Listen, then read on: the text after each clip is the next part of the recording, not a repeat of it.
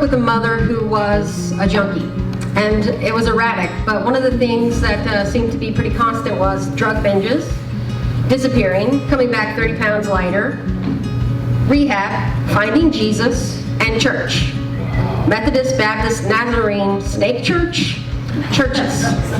Pentecostal church, which I do not like, and I'm sorry, I don't like speaking in tongues and all the falling down. It freaked me out at 5 years old, and the preacher told me that you could get this gift. I said my first prayer, which was, "Dear God, please don't give me this gift.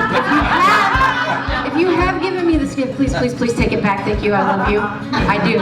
I do. I did not get that gift, but at age 9, I was given a gift at a Pentecostal church in the human form of a woman named Diana Dean. Now, Diana Dean looked a lot like the country singer Crystal Gayle. Long, dark hair, these green eyes that had like a yellow flower around her pupil, and I could do nothing but look at her face. She was like the warmest summer, but like in the sweetest way possible to be under her gaze.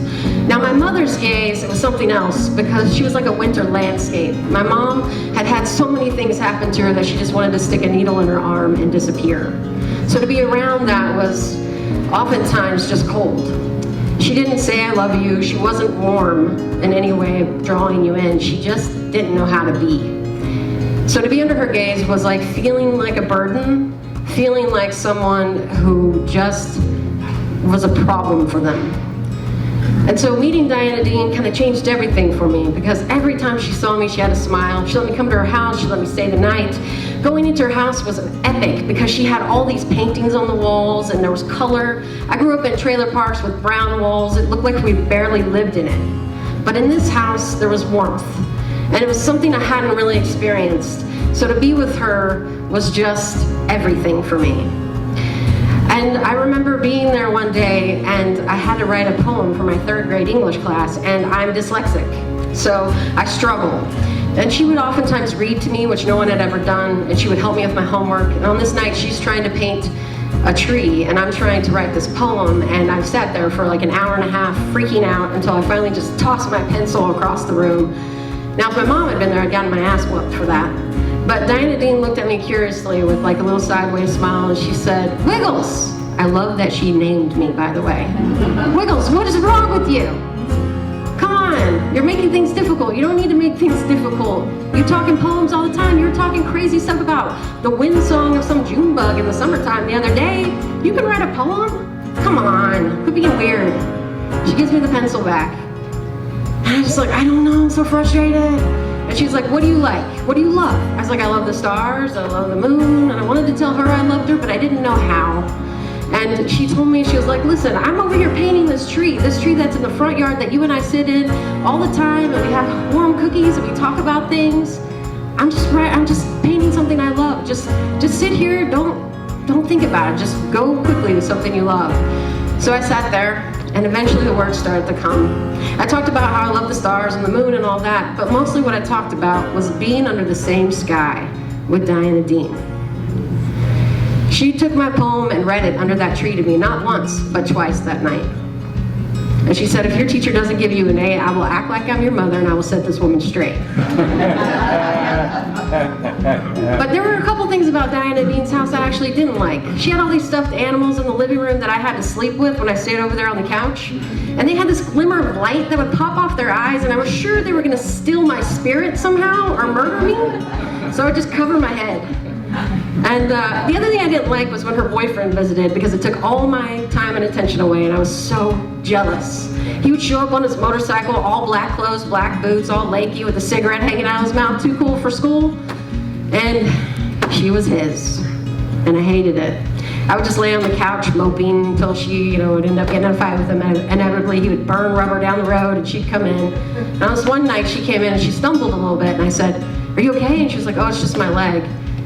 And she went, said, "I'm gonna do some things and take a shower, and then I'll put you to bed." And I was like, "Okay."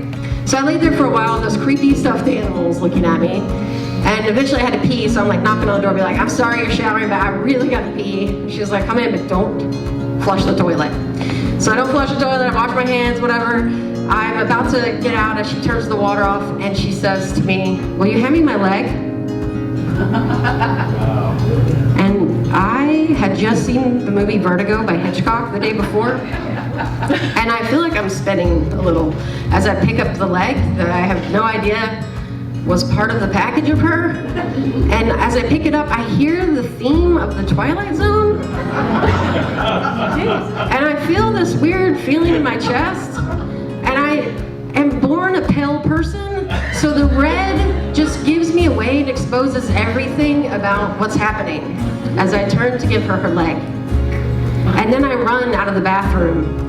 And I am crying, and I have no idea why. I can't stop it. The tears are coming. I've known this woman for over a year. How could I not know she was missing something from the knee down? I hate my uncle who has like a missing tip on his thumb, but I fucking know this.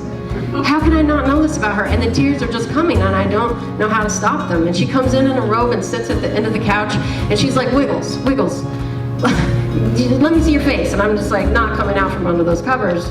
Wiggles, did you not know about my leg? I need to see your face. So I come from under the covers, and she pulls me a little closer to her, and she says, let me tell you what happened to my leg. I was in a car accident with my husband. The car flipped.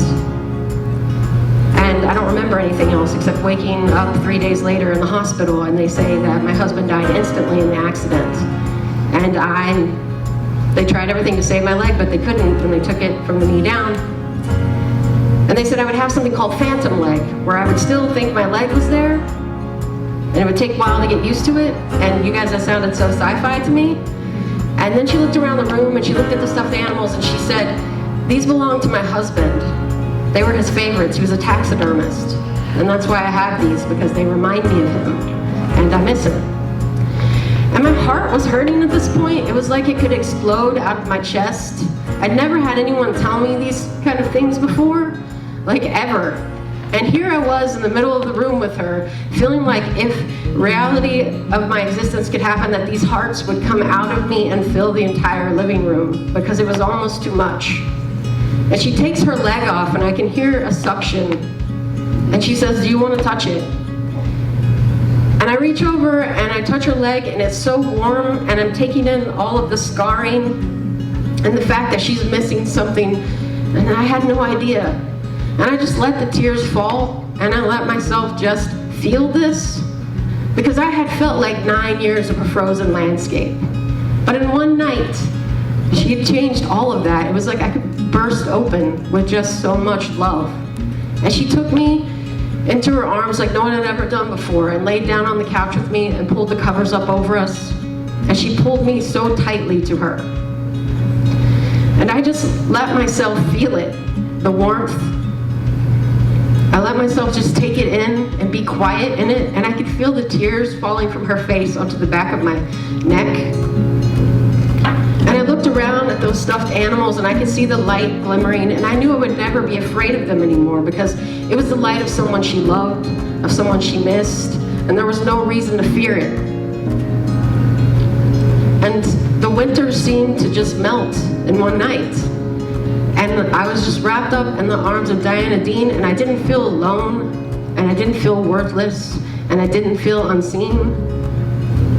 I felt a part of the world, and I knew that everything would be different because of this night in the arms of Diana Dean. Thank you.